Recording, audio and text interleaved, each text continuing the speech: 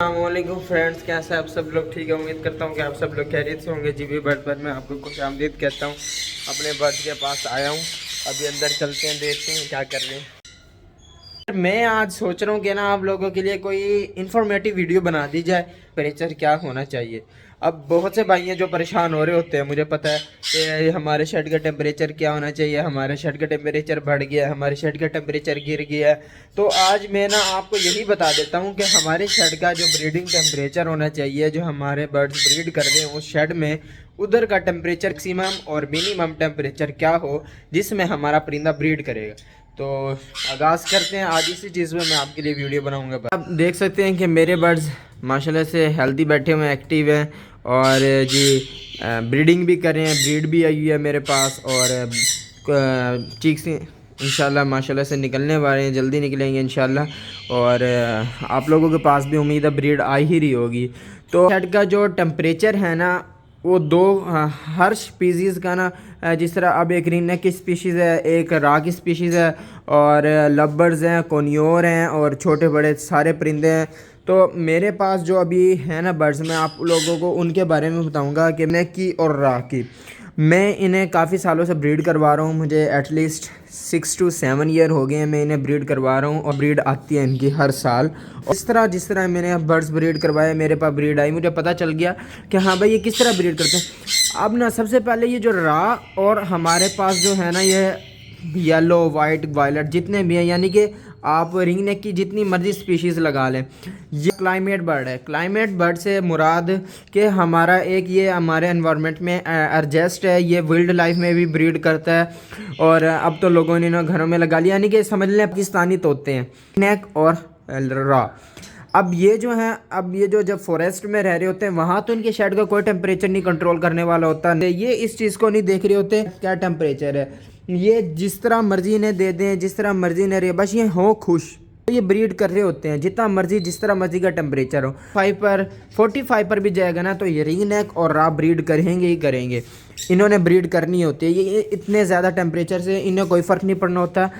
अब minimum 3 degree Celsius, 5 degree Celsius, 0 degree Celsius भी हो जाएगा ना, यानी कि फुल सर्दी पड़ जाएगी, इन्होंने ब्रीड करनी होती है और ना इन्हें कोई प्रॉब्लम आ रही होती ब्रीड में, और ये लाजमी ब्रीड करते हैं इतने ज़्यादा टेम्परेचर में भी।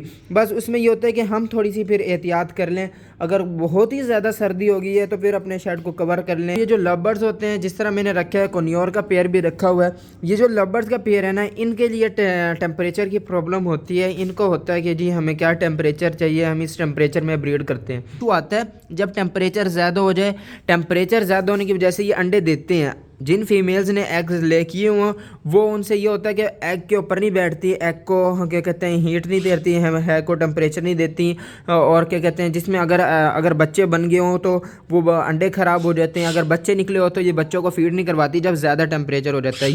ये स्पीशी जो छोटे कोनियोर भी ऐसे ही होते हैं और ये लवर्स भी, और तो इनका बस यही प्रॉब्लम होती है। बाकी जो हम मैक्सिमम की जहाँ तक हम बात करें तो मैक्सिमम ये 35, 40, 45 पर भी ब्रीड कर रहे होते हैं। अब इस वक्त जो मेरे शेड का टेम्परेचर है मैं आपको दिखाता हूँ, ये देखें, ये 19.8 और 54% ह्यूमिडिटी है।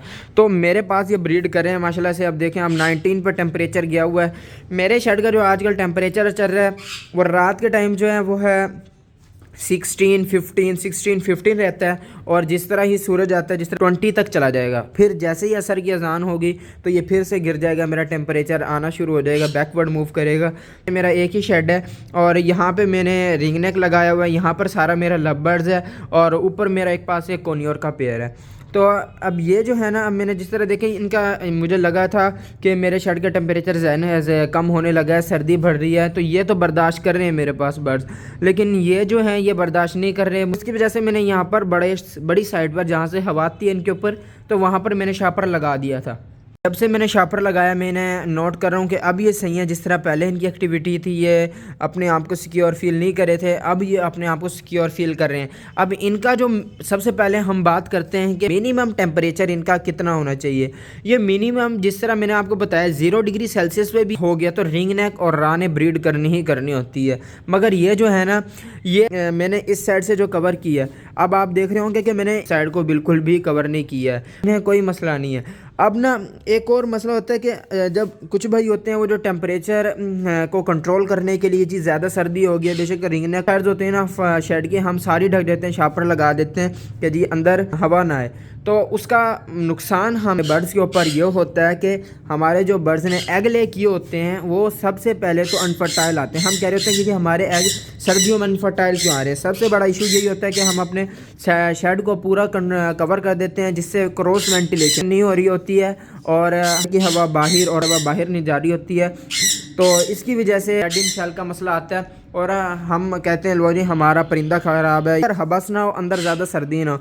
अब मेरे पास जो है, मेरे पास क्रॉस वेंटिलेशन होती रहती है। अब जिस तरह ये लब्बर्स थे, मैंने लब्बर्स की वजह से यहाँ से ढक दिया है और अब मेरे पास यहाँ से यहीं से हवा अंदर आती है और यहीं से ही हवा बाहर चली जाती है। यानी पास तो ऐसा प्रॉब्लम नहीं आता है कि अल्हम्दुलिल्लाह डेड इन शैलो या अनफर्टिलिटी है। वो इसलिए नहीं आता क्योंकि मैंने क्रॉस वेंटिलेशन का प्रोसेस को स्टॉप नहीं किया। क्रॉस वेंटिलेशन हो रही है मेरे शेड में। तो ये थी मेरी आज की वीडियो। उम्मीद करता हूँ कि आपको मेरी आज की वीडियो पसंद आई होगी। अगर आपको मेरी आज की वीडियो पसंद आई हो तो मेरे चैनल को लाइक करें, सब्सक्राइब करें, कमेंट करें और अपने दोस्तों के साथ लाजमी शेयर करें। मेरे एक बात बोल दिया मैं, हम जो हमारे शेड में होते हैं, हम खड़े होते हैं, हम कहते हैं शेड में बड़ी बदबू हो रही है, बड़ी बदबू है, खड़ा नहीं होया जा रहा होता। वो इसलिए होता है मैं शेड में खड़ा हूँ, बिल्कुल भी स्मेल नहीं है मेरे फार्म में, बिल्कुल भी।